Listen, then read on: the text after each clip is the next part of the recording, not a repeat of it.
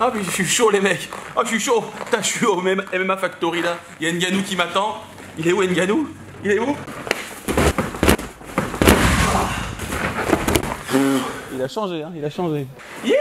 Bon bah je suis avec Rizlen aujourd'hui, combattante olympique. Oui, j'ai fait 2 fois les Jeux Olympiques. 2 fois les Jeux Olympiques, donc elle va m'apprendre Uchimata histoire que je ressemble plus à un branque quand je fais cette projection. Et Nicolas, préparateur physique du MMA Factory. Pour l'instant c'est tranquille, c'est l'échauffement. Après on ira vraiment à haute intensité.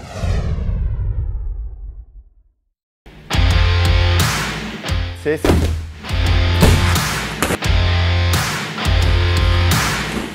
Katagourma. Et technique qui est maintenant interdite en judo. Greg, essaie un peu des projections de judo. Comme ça, tu sors de ta zone de confort. Ouais. Super. On a la pulsation cardiaque là-haut. Voilà, on ne veut pas monter plus haut que ça. C'est la pulsation cardiaque de Rizlen. C'est ce qu'on va utiliser tout à l'heure comme indice de récupération pour savoir quand elle va être prête à repartir.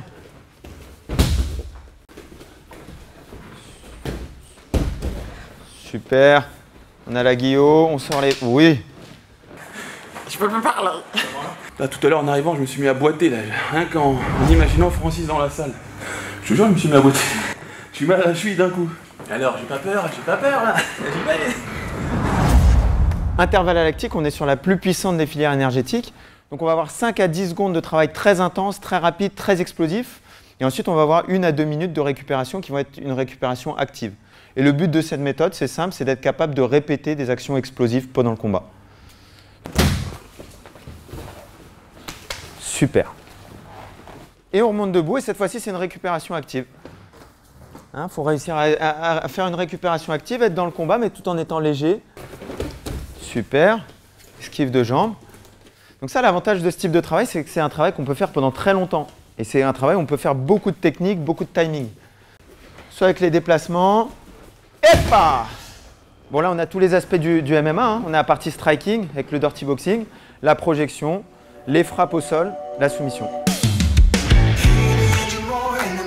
Et ce qu'on voit, c'est qu'avec la maîtrise technique de Rizlen, la différence de poids, il y a quand même un delta de 30 kg, on ne la voit pas.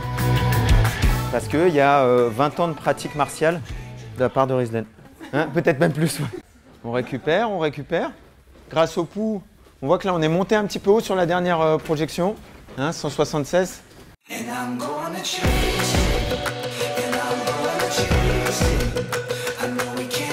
Liaison de boussole.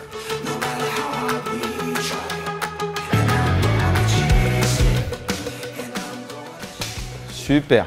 Quand on est dans un combat, on a tendance à être très excité et les pulsations elles montent en conséquence. Donc il faut être capable de envoyer plein de frappes sur l'adversaire, puis ensuite de se calmer, d'y aller plus doucement. Sinon on va dans le rouge et pour redescendre ensuite c'est la mort. Et sans cardio, on a beau être le plus fort, on perd.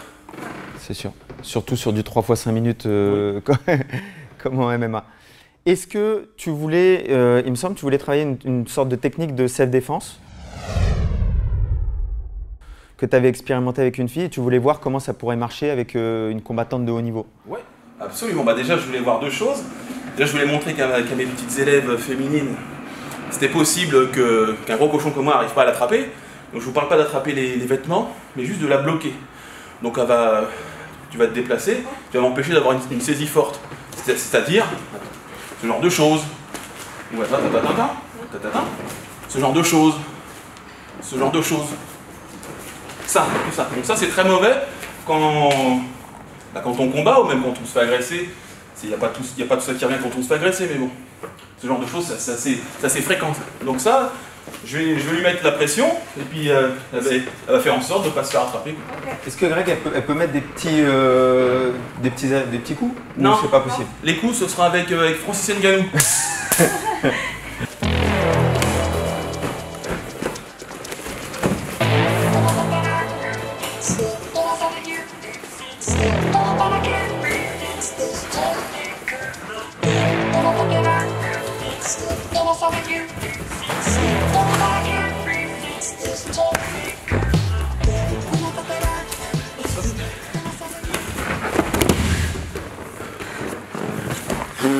Vous avez vu les filles?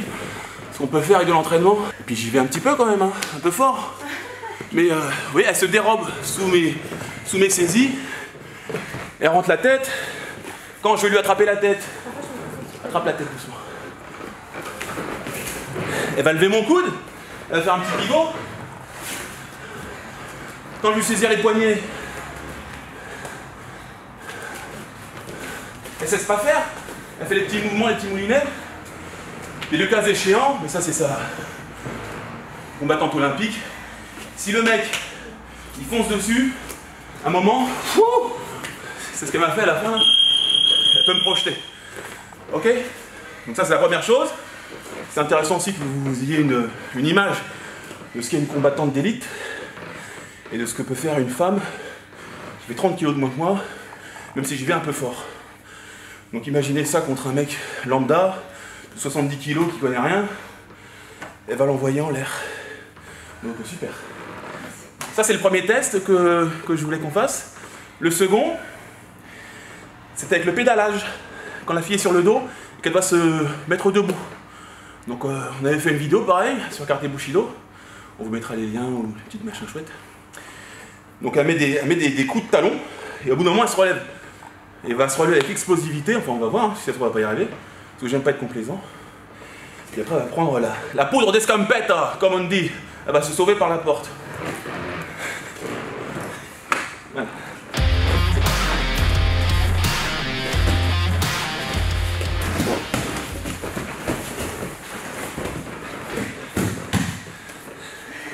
Alors, elle s'est pas relevée assez vite, elle m'a tourné le dos un peu trop vite. Ouais. Par contre, vous avez vu que je pouvais pas passer ses jambes. C'était pas possible, elle se déplaçait bien.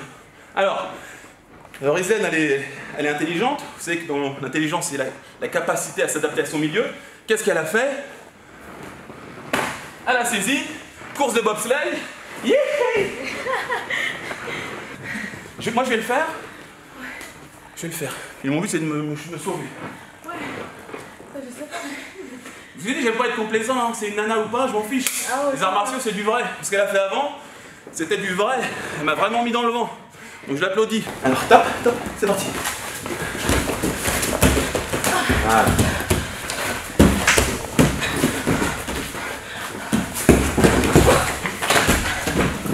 Super ça. Allez, fini. Sors les hanches vers là-bas. Ça sort par sur ta droite. Sors les hanches sur la droite. Ouais. Voilà. Là, je me permets pas de mettre des gros coups de talon. Parce que je suis pas un fou. Mais c'est très bien. Tu veux essayer? Alors attends, d'abord sur le dos, c'est parti. Mets des coups. Allez.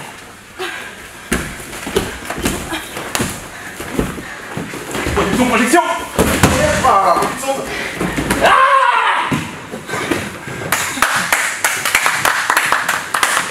Magnifique. Le cardio. Bon, le cardio est bien monté là. Ah, il est monté au plus haut là.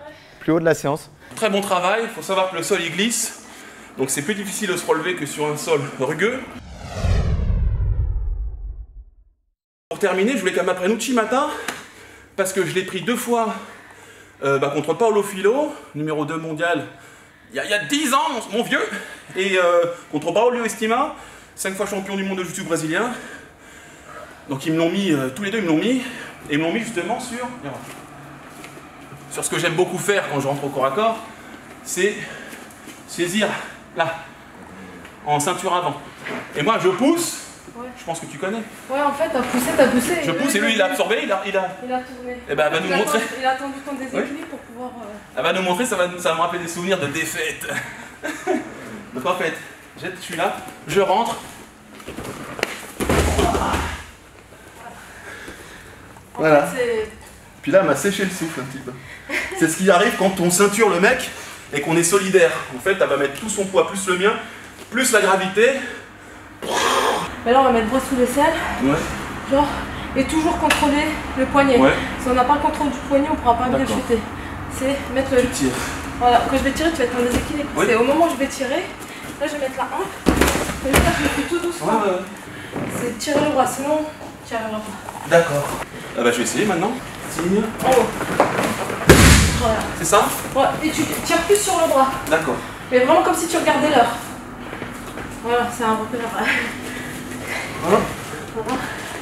Voilà. Ouais. T'as vu? Ouais. Refais-le-moi. Ah, moi qui déteste le judo, j'ai été servi aujourd'hui. En tout cas, je suis ravi d'avoir pouvoir appris ça avec Rislel qui m'a fait transpirer, qui m'a mis la pâtée. Donc rappelle-nous ton actualité. C'est quand la date de la cage? Ah, c'est pas encore officiel, mais c'est en short notice, donc c'est dans pas longtemps. Bon, on souhaite plein de courage pour ton prochain combat. Je suis sûr que tu vas placer Uchimata. Ah, mais te sauve pas de la cage comme je viens de t'apprendre. Au contraire. C'est pas réglementaire. Nicolas Hott, préparateur physique du MMA Factory. Très très bon club, même si je suis dans un club concurrent. Super club, j'aime beaucoup, il y a beaucoup de champions. Merci Greg. Petit mot de... Bah, petit mot de fin, on va continuer les rubriques là-dessus, sur la préparation physique au MMA Factory. Donc restez connectés. On va voir un maximum de combattants, un maximum de techniques, un maximum de méthodes. Ok. Et merci beaucoup. N'oubliez pas de vous abonner. Je crois qu'il faut cliquer sur la petite cloche pour être notifié. Mon Instagram Greg MMA, on vous met tout ça en description, on va vous mettre en gros pour que vous veniez me suivre si ça vous plaît ce que je fais. En attendant, je te souhaite à nouveau une réussite pour ton prochain combat. Merci beaucoup. Bravo pour ce super club. Et puis abonnez-vous à Karaté Bushido. Merci à vous.